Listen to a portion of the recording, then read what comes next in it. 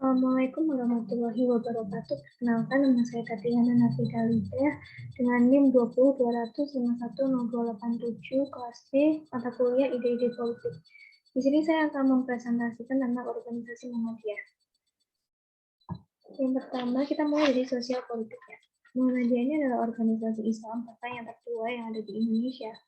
Nah, pendirinya adalah Kiai Haji Ahmad Dahlan dan didirikan pada tanggal 18 November 1912 di kota Yogyakarta.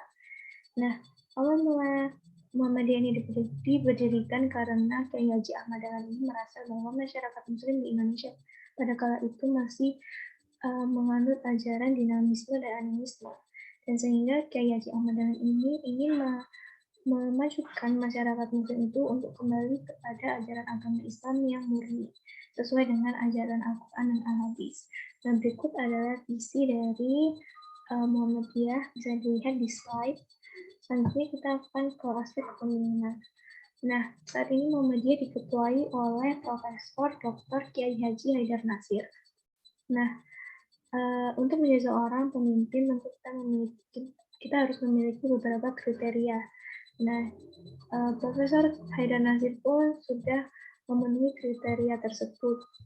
Bisa dilihat di slide. Nah, selanjutnya, Muhammadiyah sendiri memiliki sistem pemilihan pemimpin tipe legal rasional karena mekanismenya adalah perwakilan untuk memilih calon ketua umumnya. Selanjutnya adalah sistem nilai. Nah, Muhammadiyah ini menganut gerakan Islam berkemajuan, di mana Muhammadiyah ini selalu mengikuti suri tauladan, yaitu Nabi Muhammad Shallallahu Alaihi Wasallam, dan mengajarkan nilai-nilai sunnah Rasul terhadap penerus dan kadernya. Nah, contohnya adalah implementasi di Lazisme, sebuah badan amal usaha dari Muhammadiyah yang merupakan wadah untuk berdonasi dan zakat. Nah, ini merupakan gambaran dari sikap dermawan Nabi Muhammad dan yang sering beramal. Selanjutnya adalah kegiatan rutin. Nah, agenda rutin yang kita bahas di sini adalah Muktamar Muhammadiyah. Muktamar adalah pertemuan besar untuk mendiskusikan sesuatu yang dihadiri oleh seluruh anggota organisasi tersebut. Biasanya dilakukan 5 tahun sekali. Nah, dari tahun 1912 sampai saat ini, Muhammadiyah telah melaksanakan 47 kali muktamar. Dan yang terakhir itu ada di tahun 2015, tempat di kota Makassar. Selanjutnya adalah pengikut setia. Bagaimana sih menciptakan pengikut yang setia di Muhammadiyah? Nah, Muhammadiyah ini merekrut anggota-anggota baru yang berada dalam organisasi di bawah naungannya. Nah, sehingga kadernya pun nanti akan bermutu dan berkualitas dan sevisi dengan Muhammadiyah. Nah, untuk penerimaan anggota barunya kita bisa melihat di slide. Selanjutnya adalah ekspresi simbol kebudayaan. Nah, Muhammadiyah ini memiliki logo yaitu matahari dengan 12 sinar berwarna putih, di tengahnya ada tulisan Muhammadiyah, dilingkari tulisan 2 kalimat syahadat dan berlatar warna hijau. Nah, matahari ini disimbolkan sebagai sinar yang mencerahkan hati dan pikiran, sedangkan warna putih adalah warna kesukaan Rasulullah, sedangkan tulisan Muhammadiyah itu memiliki arti pengikut Nabi Muhammad Shallallahu Alaihi Wasallam, dan 2 kalimat syahadat itu merupakan simbol harapan umat Islam untuk selalu mengikuti tauhid.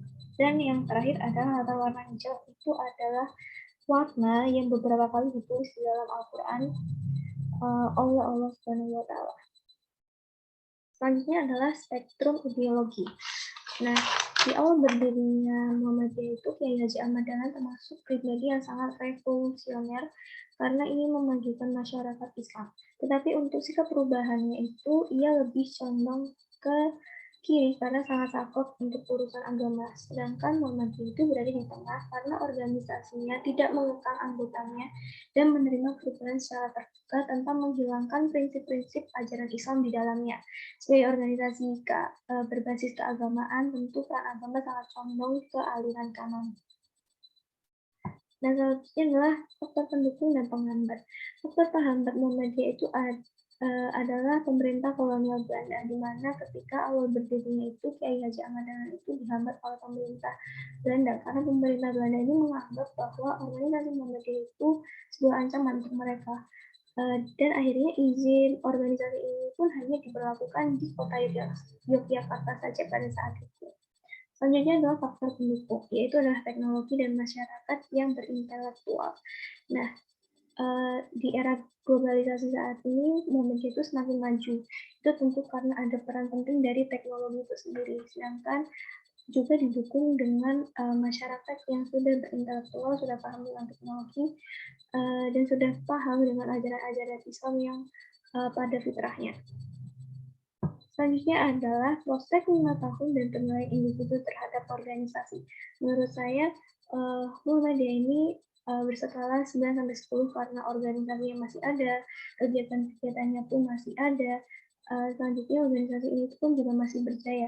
Dengan kita bisa melihat prospek 5 tahun ke depannya itu Muhammadiyah pasti akan sangat berjaya karena badan usahanya pun ada di seluruh Indonesia. Bahkan Muhammadiyah itu nggak ada hanya di Indonesia saja, bahkan ada di luar negeri. Mungkin tidak banyak, tapi Muhammadiyah itu telah melebarkan sayapnya ke luar negeri. Sedangkan 5 tahun ke depan pasti badan amal usaha Indonesia ini badan amal usaha Muhammadiyah di Indonesia ini pasti sangat berkembang dengan pesat karena badan usaha yang dijalankan oleh Muhammadiyah ini ada di bidang pendidikan, kesehatan, dan sosial lainnya. Mungkin itu yang bisa saya sampaikan di presentasi kali ini. Kurang lebihnya mohon maaf. Wassalamualaikum warahmatullahi wabarakatuh.